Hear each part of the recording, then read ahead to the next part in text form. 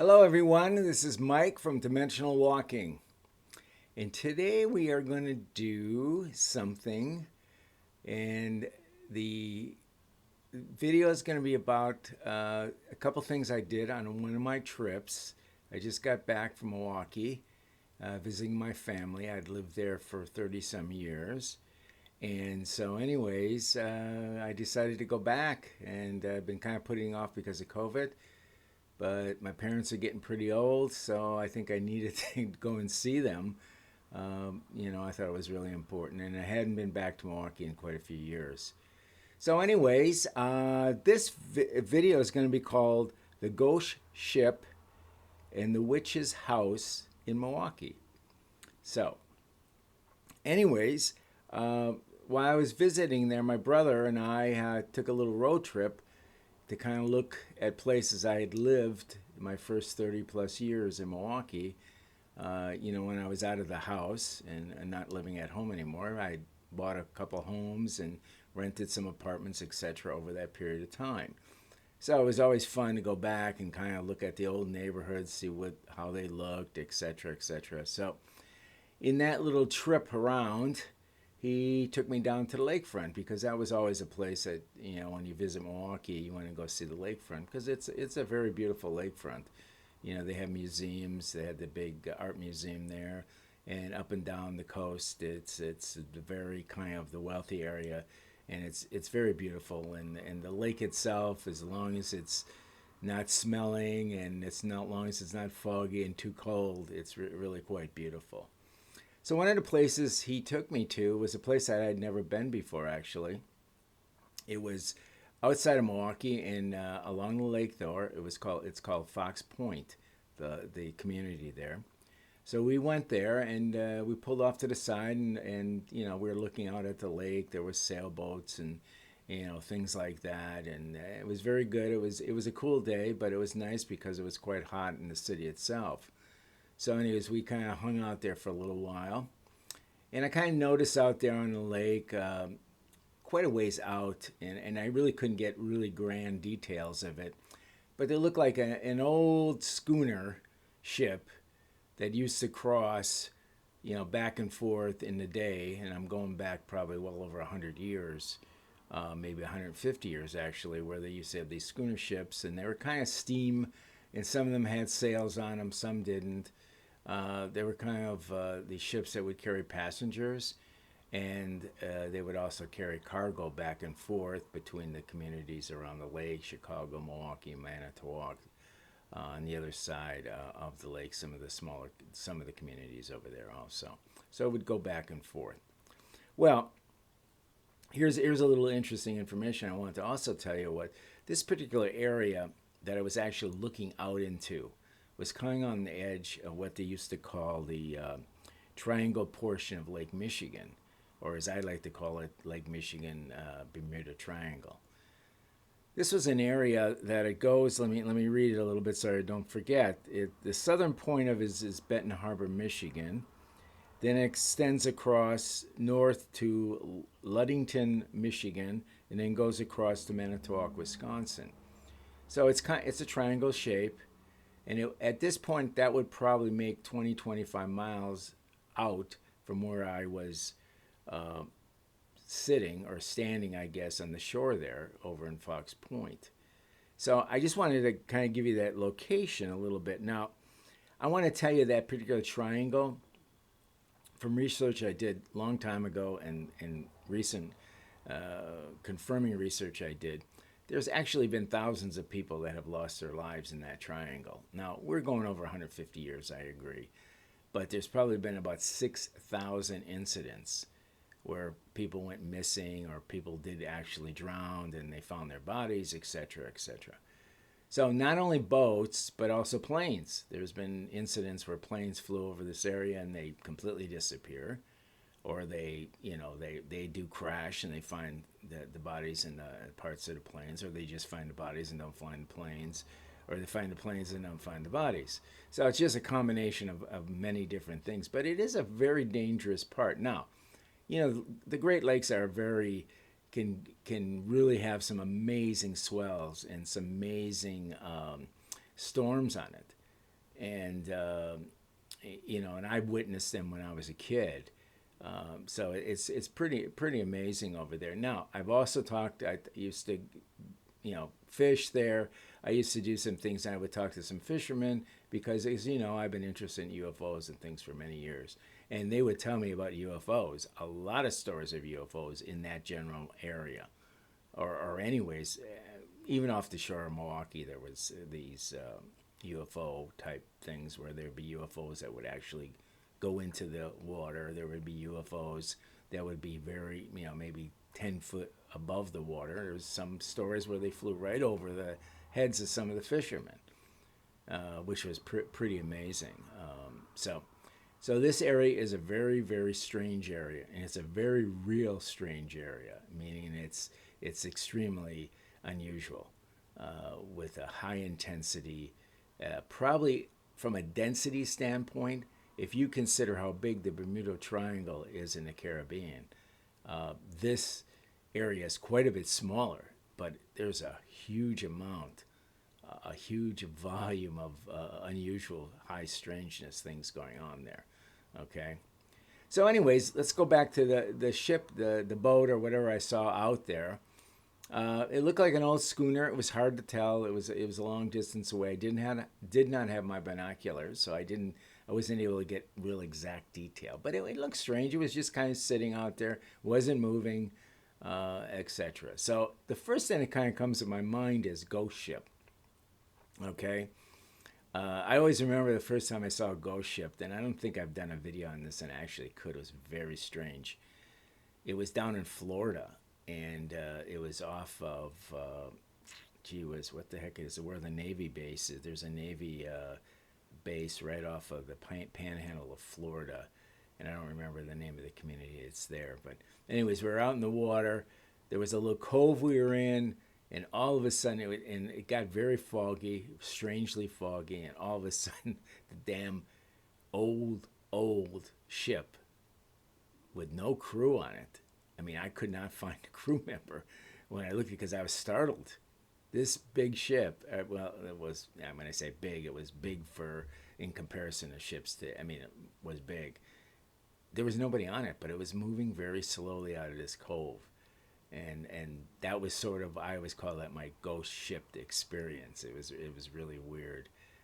But anyways, going back to Lake Michigan. So anyways, there's all these strange things going on off of this. So what I did is when I got back home, I started looking at doing some research. And I came across a very interesting story about a schooner. And the story goes, and I'll tell you the story. I'm going to refer to some of my notes, just so you know. I'm going to kind of look down every so often because I don't memorize all of this, okay? So there was a ship called the Ironsides. And we're going back to about 1860-ish, okay? And this boat was owned by a Milwaukee company called Elginman Transportation. And this is quite a large boat, actually. This was like 218 feet long, and it was very cool because it was very, when I say modern, but it was really cool. The rooms had chandeliers in it, hot and cold running water, just all the comforts you'd want, and more, because remember, this was 1864, to have a bathroom inside of a house or anything was pretty amazing. Hot and cold running water. Are you kidding me? That's pretty amazing. So anyways, it's really a very cool ship. Well, it was actually launched and christened in 1864, right? So I guess as years went by, and now I'm going to tell you about something that happened in 1873. So that was a good 10 years, 1874, 1873.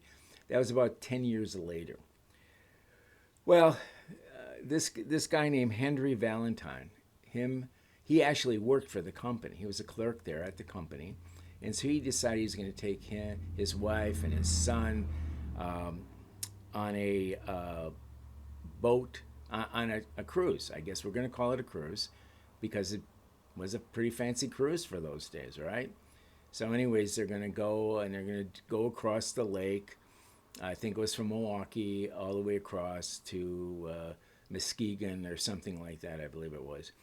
Anyway, so on the way over, everything was going good, and suddenly the storm comes up, and they come up really, really, really fast. Okay, you can be very calm on the lake. I've been on the lake, very calm. Suddenly the wind picks up. Suddenly the waves picked up. Especially, let me tell you why. Especially if you're on the eastern side of the lake, because what'll happen is a storm would come in and push all those waves and all that wind, and the wind really gets going when you go from the west to the east. So they were on the eastern side of the lake. Let's put it that way. So the winds suddenly came up, the waves suddenly came up, and the boat was in trouble. Apparently, this boat was rumored that the upper part of it was really cool, right?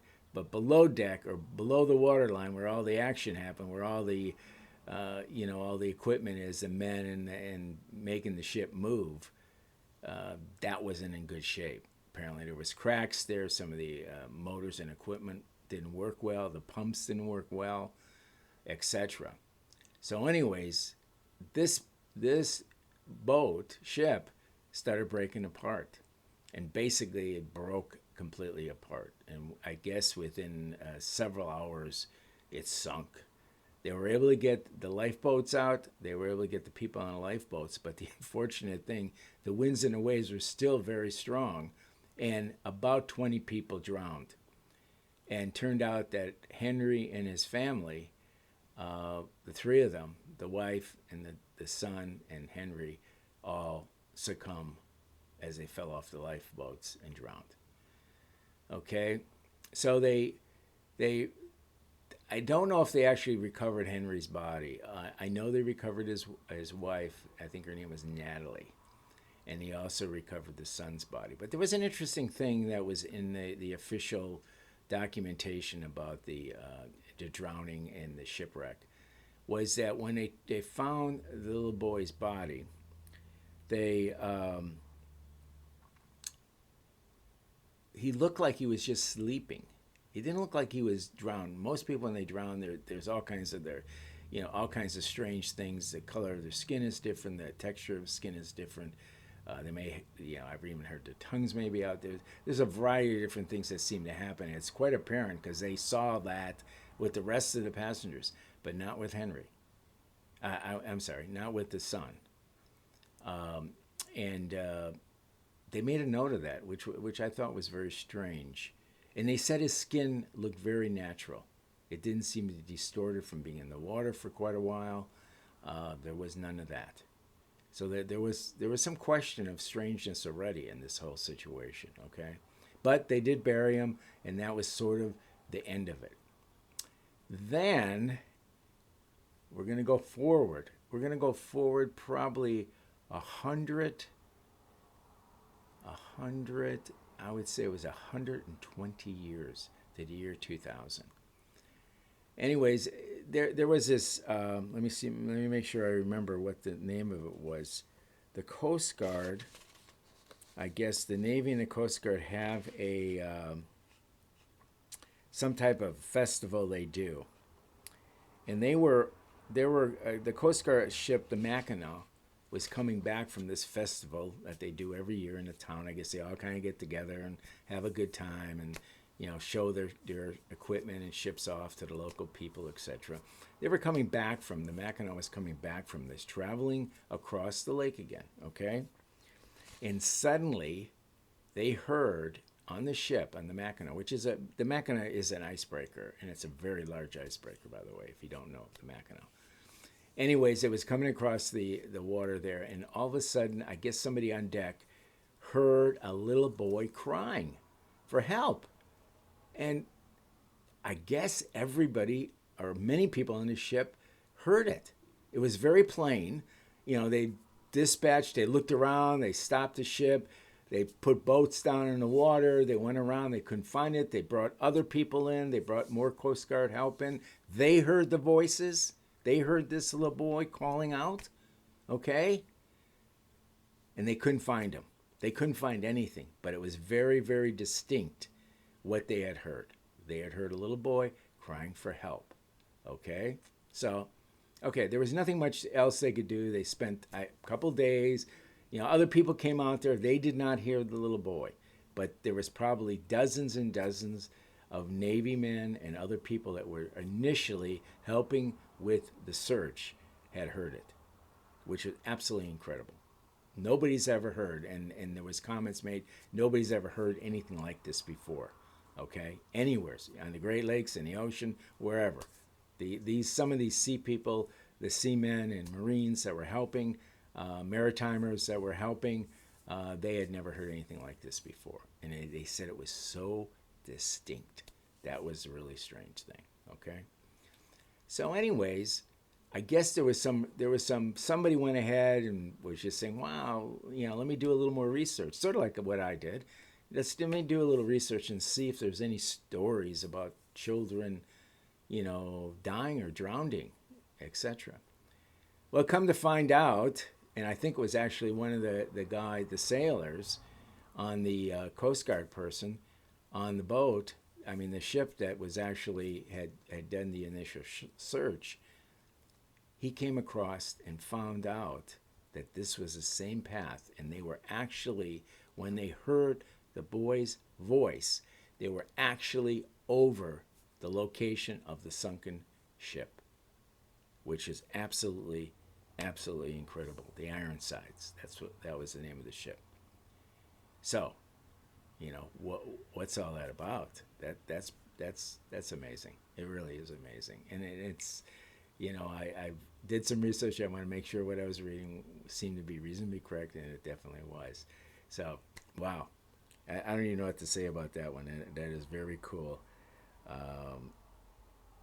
Anyways, so that was the story. And anyways, so here we are.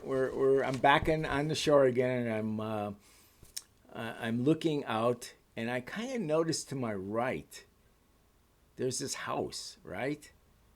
And it's quite unusual, okay? It's very, very unusual. And come to find out, my brother had brought me down there to really show me the house. My other thing with the boat was a side story, really. He wanted me to come down. He didn't tell me. He just kind of took me down there, and I just looked, and I saw this house, and it was so strange looking. It had all these, on the sides of the house, all these faces, and some of it was painted, some of it was like a sculpture.